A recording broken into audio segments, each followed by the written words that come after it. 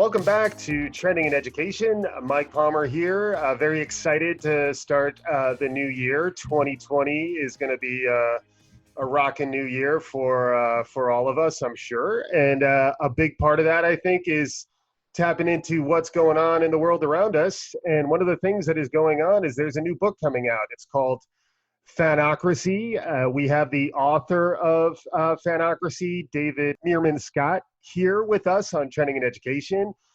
David is a marketing strategist, entrepreneur, and advisor to emerging companies, a VC strategic partner. He's a best-selling author of 10 books, including The New Rules of Marketing and PR. Fanocracy, which we just discussed, is due to drop like it's hot on January 7th. We're here to talk about it. David, welcome to Trending in Education. Thanks, Mike. Thanks for the introduction. And it strikes me that it's not only the beginning of a new year, it's the beginning of a new decade, which is pretty exciting too. Exactly. Yeah. You think not just in a 1 year time horizon, it also opens up a 10-year time horizon. I think it does. Absolutely. Yeah. And, we like to make predictions. I'm hoping to make a living on predictions for the next year and a half. That's what I'm thinking. So, Nice. So one of those predictions, though, I think is that the next 10 years, fans are going to be a big part of everything. So I think you're onto something with this Fanocracy idea. And maybe just to start, can you tell us a little bit about Fanocracy? What does the word mean? I believe it's a neologism. I believe you have coined this word. Is that correct? It was used a little bit here and there. So I didn't actually coin it as in I was the first person to use it. But when I came up with the word, I thought I had coined it until I found. Yes. But yeah, no one's ever done a book with that title. I own the URL. It's like there's just a few random, there were like a dozen random Google listings for it. So the idea of a fanocracy is when fans rule. It's the idea. It's the idea of a true human connection. And getting to your prediction thing. I've been pretty good at spotting some predictions of the last couple decades. Yes. So entering the 2000s, what I noticed is that marketing on the web is not about banner advertising, which is what everyone said it was back then, in 1999 or so, that transition. I said, no, it's about content. It's about publishing information. It's about all kinds of creation of content. And I was absolutely right about that.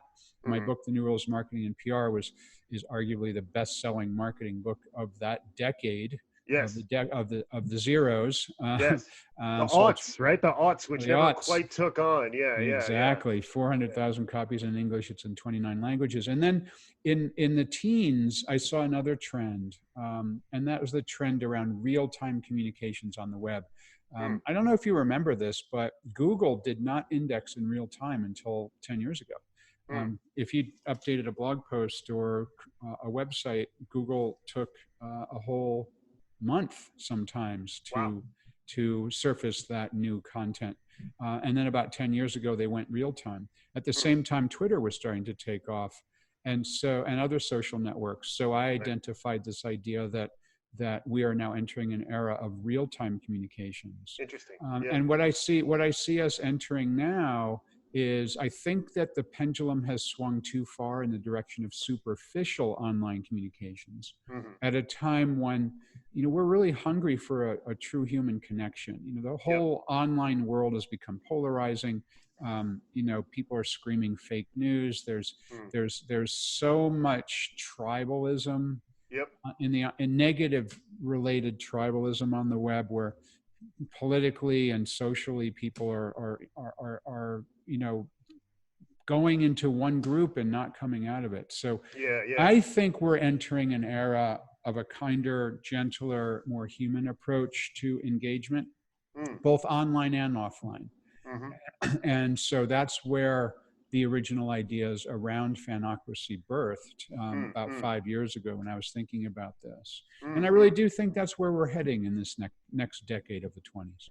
That's great. I mean, it's great to hear some hopefulness Yeah. heading into the next 10 years, because I think lots of times, maybe around the climate crisis and some of these other Hmm. things, that like people are very anxious and sort of like gravitate towards the negative frames around the next 10 Yes. years. And that can be dangerous, I think, if we don't open up the possibility of where the real tremendous positivity will be. Like, even if you think about the progress that's been made around eliminating some diseases and like getting more people access to clean water, like very sort of elevating um, capabilities are emerging. And Hmm. I think it's very easy to sort of think about the negative frame, which obviously we do need to understand. Yeah, well, I think so many people, when they go negative, I mean, just are incapable of understanding the other side's opinion, and Yeah. it becomes a zero sum game in Hmm. people's minds, which it Yeah. isn't. Yeah. And so I'm hopeful, truly hopeful, that with a true, genuine, more human connection, that things will emerge on the other end and be Yeah. much more positive going forward. Yeah. And I do think that the pendulum has swung too far, and Right. that's inevitable. That's Right. inevitable, that things go too far in one direction, they tend to swing back. So we'll see what happens. Yeah, yeah, for sure. And it's nice to hear that too from someone who's made his career in marketing, to understand that. I think one of the knocks on marketing that's interesting is, it is sort of surface and lacks, maybe some depth or some substance to it. Maybe moving that into sort of the conversation of fanocracy, even the idea of a fan. I'd love you to flesh that out a little bit more, because it is a very sort of positive, like affirmational idea of fandom. Yeah. And I'd love to hear you talk a little more about how you think, what is a fan? So thank you. Yeah. So this idea of fandom and what I call a fanocracy was really birthed as I was thinking long and hard over the last few years about how I'm a massive fan of things. Hmm. I'm Hmm. a huge fan of live music. I'm a huge fan of the Grateful Dead. I've been to 75 Grateful Dead concerts, 790 live shows in my life of Yeah, all different just to different jump in real bands. quick, our listeners can't see this, but I can see your tie dye on underneath your buttoned up Yeah, yeah, yeah. shirt, and your vest too. So like, but there is, it gets cold in New England, but I'm saying I can see you have an eyewitness to a genuine Grateful Dead shirt. Not to mention there is that a Steely behind you? Yeah, my Yes, yes. Grateful Dead Wall of Fame Oh my behind me. goodness. Yes, yes. So we're painting a picture to our podcast listeners. Apologies. I wanted to verify your bona fides there. Oh Yeah. yeah, oh yeah. Well, 75 Grateful Dead concerts. I actually wrote a book called Marketing Lessons from the Grateful Dead about 10 years ago. But I was Hmm. thinking about this idea of how strong this idea of fandom is for me. This idea of what I call fanocracy. And what I really came around to is it's about a true, genuine human connection, like we were talking about earlier. Hmm. Yes, I love going to Grateful Dead concerts. I love the music. But what I really love about it is I'm part of a tribe. I'm Hmm. part of a group of like minded people. I'm among my best friends because I've got a group of people who we go to shows together. Yeah. And in 2019, my buddies and I went to 7 Grateful Dead concerts Wow. Yeah. in 1 year, 3 in Hmm. Mexico and 4 here in the U.S. Wow. Yeah. And so I could go up to anybody in that audience, never met them before, and have something in common, be able to strike up a conversation instantly Yeah. because we're part of the same group. So Yeah. I was thinking about how you can apply those ideas to all kinds of different businesses, nonprofits, education, Hmm. all kinds of different things. And I wanted to research and see if it's possible, and it absolutely positively is. And Yeah. one of my favorite examples, to get at your question about marketing, comes from an organization called Haggerty Insurance. And so I love the idea of Haggerty Insurance because they've built a massive fandom around a product category that everybody hates, and that's Hmm. auto insurance. Everybody hates auto insurance. And when I spoke with McKeel Haggerty, the founder and CEO of Haggerty Insurance, he said, David, everyone hates my business. So I can't market like everybody else in my business. And that sort of gets at your question, Mike, about marketers and marketing. And most of marketing is around a couple of things. Number one, talking about your products and services over and over and over and over again. But Right. nobody really cares. The other things that marketers can sometimes do is become the low-cost provider. And say, all right, if I'm the cheapest, then I'll be able to get some business. Right. And then the other thing marketers do, which is, can be really annoying, is just spend more money on advertising than anybody Right. else. Right. And so what McKeel Haggerty told me, he says, David, I can't be the low cost provider. I just don't want to do that. I don't want to just talk about auto insurance because everyone hates it. So I can't do what people do there. And I don't want to spend the kind of money that my competitors who have advertisements with geckos or lizards or whatever the hell they are. I can't compete in that way either. Right. So what McKeel Haggerty did was he went out and expressly challenged his business to build fans. Now, what's interesting is they focus on classic car auto insurance. So they decided to specialize. And they go to over 100 classic car events a year in North America. So they're together with people who are already fans of classic cars. Right. And McKeel Haggerty told me I didn't have to invent the passion for classic cars. All I had to do is tap into it. And so they also have a YouTube channel with 1 million subscribers. They have a Haggerty Drivers Club with 650,000 members. And what's fascinating to me is that they've built a tribe of people who are fans of an auto insurance company, a category that everybody hates. Right. And they did it by creating a more human connection and not doing the traditional marketing that so many other companies are doing. They are now the largest classic car auto insurance company in the world, and they'll grow by 200,000 new customers in the coming year. And it's just a fabulous success story. Right. McKeel Haggerty says it's all about building fans. And I'm a fan. I have a 1973 Land Rover, which is how and Haggerty has been insuring it since 2005. That's how I learned about it. Which side is the steering wheel on? It's on the American side. Okay. It was actually an import into this country back in 1973. Wow. And so I'm a fan of Haggerty. I had to re-up my insurance a couple of months ago, and I was happy to pay that bill. It didn't feel like a chore. So so that's this idea of fandom, and it's tying some of the ideas around what you're a fan of because you're really passionate about it. For me, for Grateful Dead and whatnot, but also and then applying those same ideas to any business. And we've got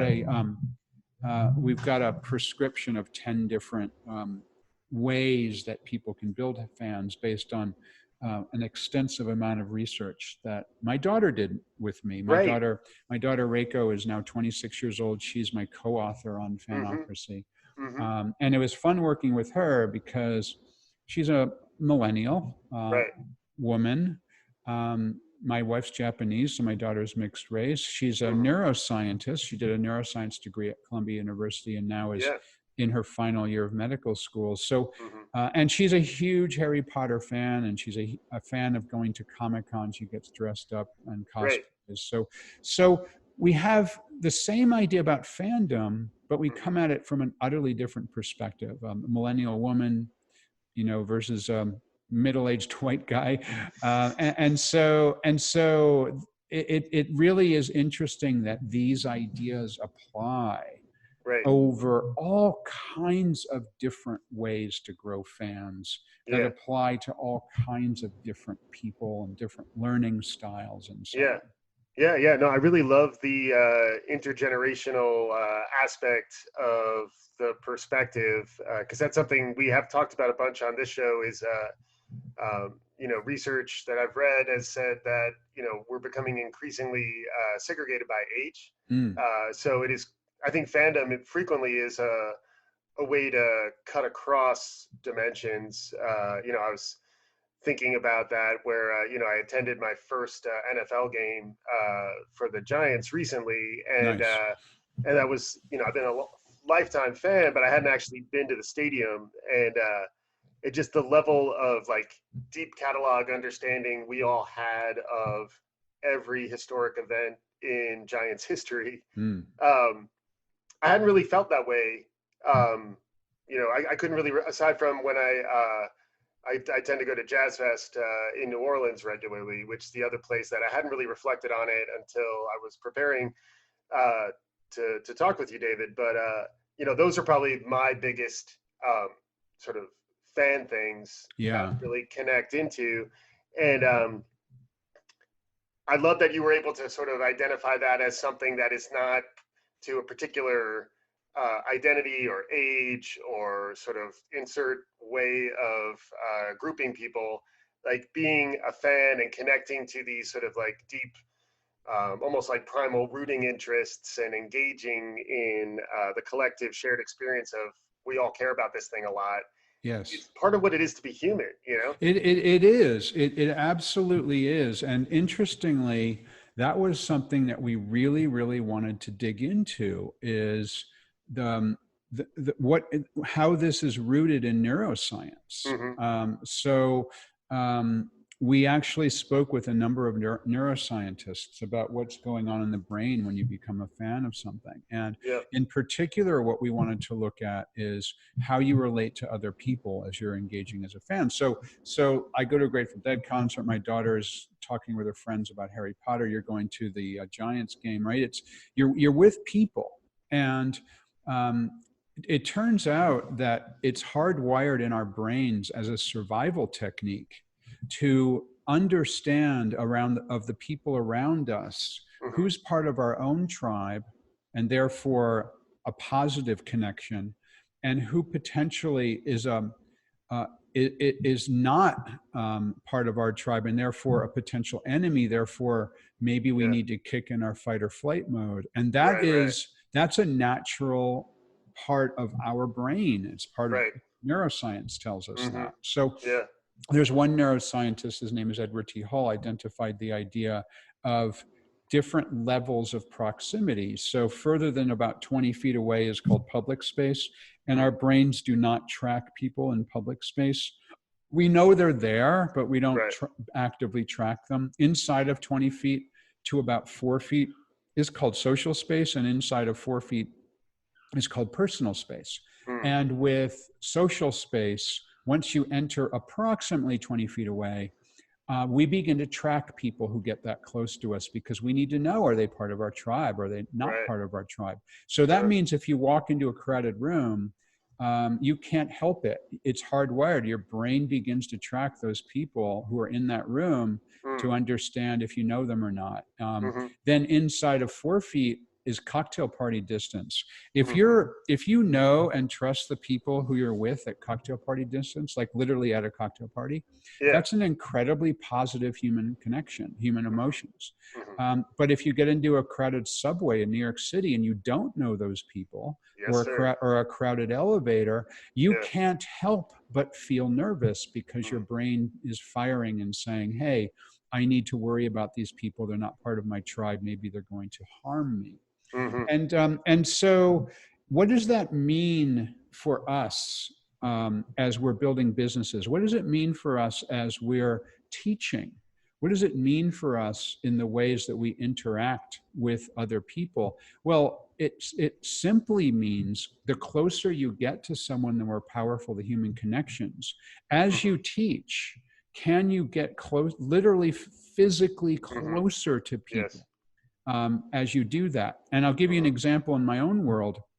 I present at conferences all over the world.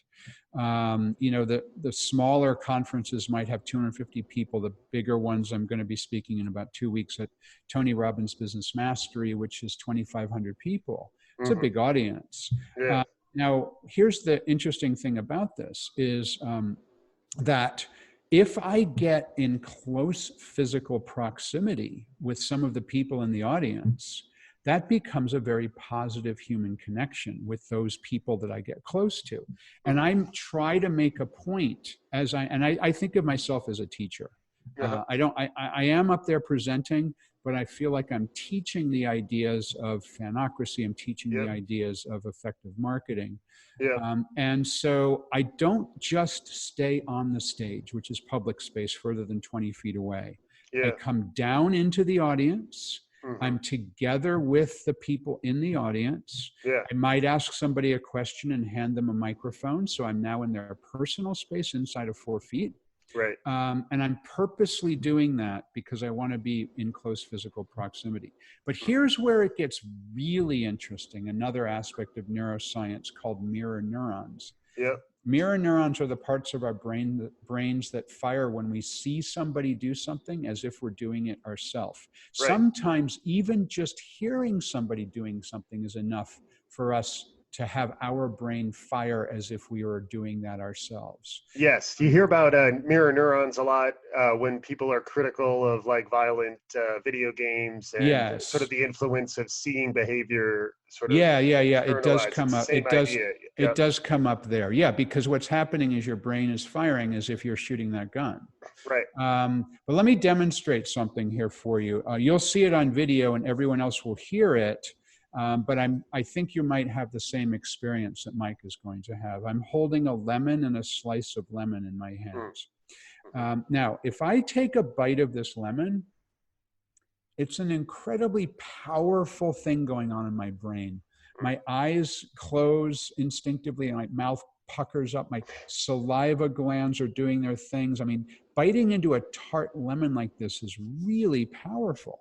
But just by seeing me and hearing me talk about that, Mike, you might have been feeling a little bit of lemon going on in your brain. I mean, I hope our listeners. I got the VIP treatment because I could see David actually do this, but you could. I could actually feel the response. Yeah, it's really interesting. And even just listening, there's some of the listeners who are feeling that lemon on the end of the tongue. That's the power of mirror neurons. So here's what this means for education, for teaching, for building fans when you're physically interacting with people. So I mentioned earlier that when I get close to people in my speeches, I might get physically close in the personal space or social space of, maybe a half dozen people during the course of my speech. But here's the thing, because of mirror neurons, other people in the audience believe I'm getting in their personal space as well, even though I'm not, because they see me do it, even if they're just seeing me do it on the video screen. And here's what it means for virtual connections.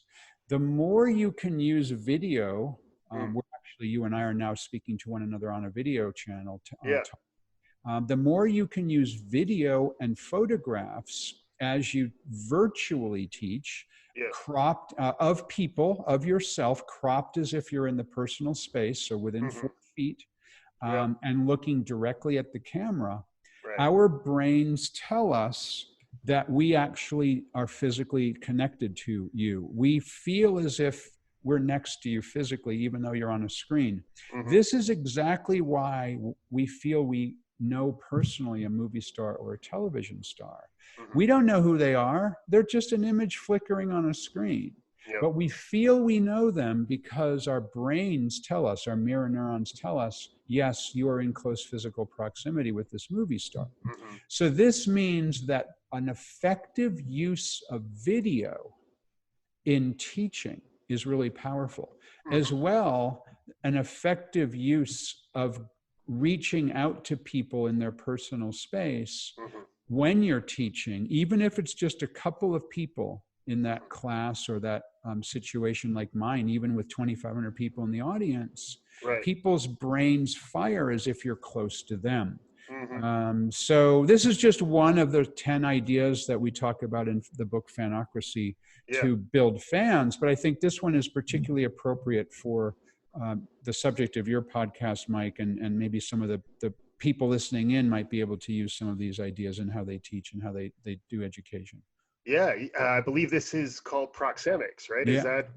Yeah, that's one of the terms that Edward T. Hall coined, although it Yes. never really took. People didn't really use that term. I remember reading a bunch of Edward T. Hall. Yeah, I discovered him a long, long time ago. That's cool. It's cool when someone you were sort of, I was a fan of Edward T. Hall, and That's then for cool. you to coincidentally bring it up, super, super interesting. So, what about the dark side of fandom? Because that was kind of, we've sort of skirted around it a little bit, but like there is an element, and this is why I think live music might be a better outlet for fandom because you're less likely to get angry at people who are not fans of the show because they're not even going to be there. But like you think about something like sports or politics or religion, Yeah. like I think some of these same um, neurological activity can lead to sort of the anger and the polarization that we were talking about at the beginning of the conversation. Any thoughts on that? I mean, we touched on it a little bit, but it does seem like there is a danger to the neuroscience that you were just talking about. I haven't found any real danger to what I was just talking about. There are, of course, elements of dark side, negative side, as you suggest. I think that there are sports rivalries generally are really positive things for all sides. Hmm. I live Hmm. in the Boston area. When the New York Yankees come to town, Yeah, people love to hate the Yankees, yeah, but they'd much rather go to a Yankees game than a game with another team. yep, And truth be told, almost all Boston Red Sox fans secretly like the Yankees yeah, because they're nearby. And so yeah, there might be a few knuckleheads that take it too far, and maybe they want to beat up somebody from the other team, but it generally is a minor thing. yeah. I think in the political world, it can be, especially in the more recent polarization, has just gone really. I used the word pendulum before. I do think the pendulum has swung too far Yeah. around the polarization in the political world in the United States recently, Hmm. and I think we'll probably swing back. But when two people who are good friends can't sit across the table and discuss politics because they get angry at one another, I think that's gone a little bit too far. So Right, right. that is an issue. And then there's also people who feel a really strong ownership over the fandoms that they love, and Mm, that can be a really good and healthy thing. you right. know when you feel as if you own the product or service or idea or book or movie or rock band that you love, that's a positive thing when it comes to fandom. And in fact, the owners of that product or service or idea, book or movie, are best thinking that once they put that product or service idea out there, that they no longer own it. It's now owned by the fans. That's a really important Hmm. concept to understand around building fans. Hmm. However, there are some fans who take that too far. Hmm. So there's been a backlash, for example, within Star Wars fandom, where people begin to have a negative reaction to certain Star Wars characters in the more recent movies. Hmm. Or for example, the original version of Ghostbusters was men, Hmm. and then there was a reboot of Ghostbusters a few years ago, and the stars were women. Right. And there were some people who had a very, very negative approach to um, that idea, that they Right. felt should not ever happen, Right. and in many ways has gone too far.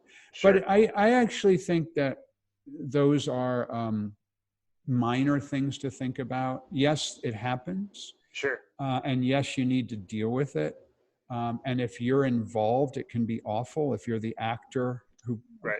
portrayed one of the characters in the female version of Ghostbusters, Sure. it was a it was a bad part of your life when people were Attacking you. Yeah. were Yeah. attacking you. Right. Right. But in the end, the fans do own what Right. you put out there, Yeah. and they are going to react in the way that they're going to react. And Right. yes, there is some negativity, but you can't control the way that people react. I mean, Right.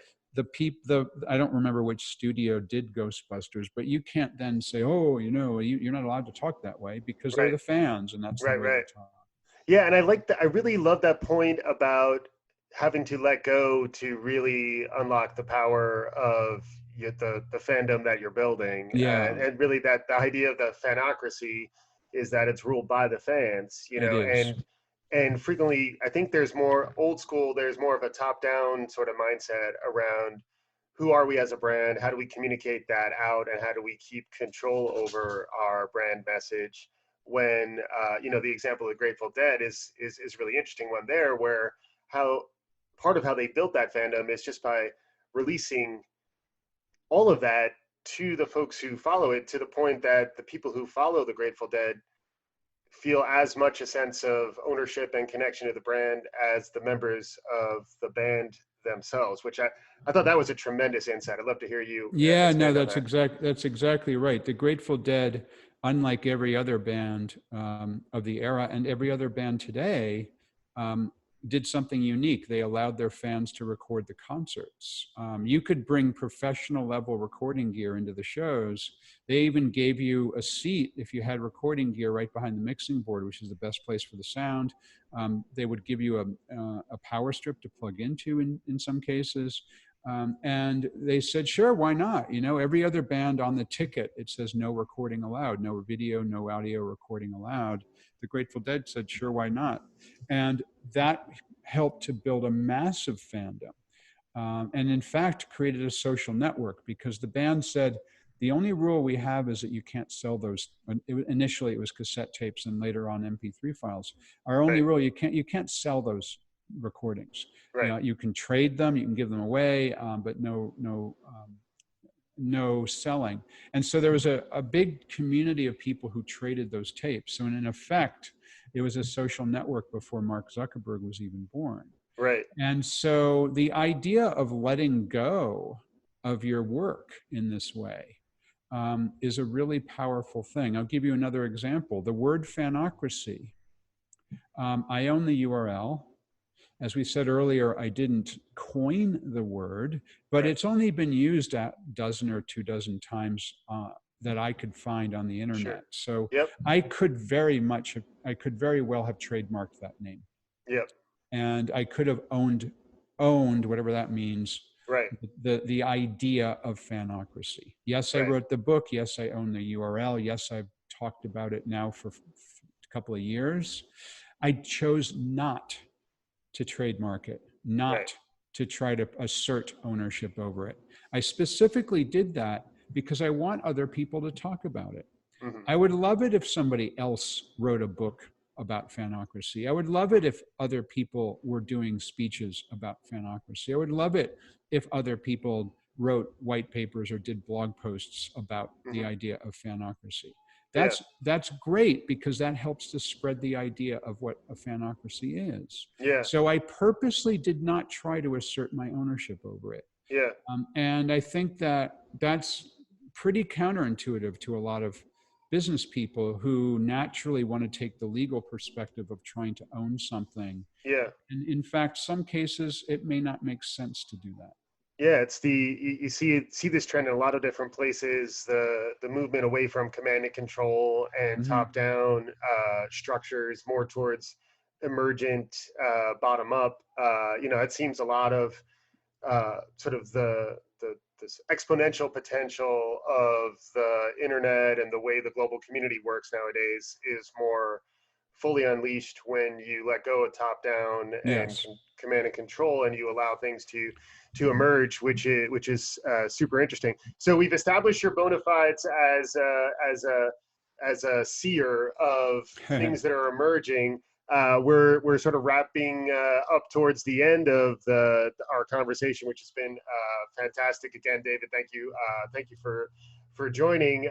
We'd Sure. love to get some of your thoughts on any ways in which fanocracy may relate to broader trends you're understanding, or ways or other trends that you're tracking independent of fanocracy that you think will be relevant. Um, either in 2020 or like we said at the top, we got a 10-year horizon to kind of lean into a little. If you're looking into your crystal ball and you're trying to understand what's going to be different, you mentioned some positivity at the top. Any other specifics you'd like to share? Yeah, so I've been tracking the tremendous rise of artificial intelligence, AI, Mm-hmm. machine learning, and the idea of how once you begin to train a particular program or website or whatever, it begins to know who you are. And I think in some cases, there's very good aspects of that. But I also think there's can be some incredibly negative aspects of that. So, for example, Netflix, right? If you start to use Netflix, it begins to understand the sorts of things you like. Now, when I started using Netflix, for whatever reason, I was on I was binge watching rock and roll documentaries. So I think I might have watched, I don't know, a half dozen or a dozen rock and roll documentaries when I first became a subscriber to Netflix. Now the goddamn thing assumes that's the only thing I like. And everything they show me is related to that. Mm-hmm. And so on one hand, it's kind of nice because it surfaces ideas for something I might like. But on the other hand, it's incredibly polarizing because what it does is it says, oh, we know who you are, and this is who you are, and these are the only things we're going to show you. And yes, you can get around it. You can look at other ways of trying to find Netflix shows that you might want to watch. Right. But I think that the rise of AI is incredibly powerful. I mean, the fact that on a mapping software, it can understand where you're going, how you're going to go there, what the traffic is likely to be like based on traffic from other days of the week that are similar, and even the weather. That's amazing. But my prediction is sort of related to what is happening, what I mentioned earlier at the start of the show, is that as AI takes over more and more of our lives, as you go to a website and you're interacting with a robot as opposed to a person. Right. A lot of that's really powerful, but it means that the more true and genuine human connection that a company can offer, Right. literally person to person, Mm-hmm.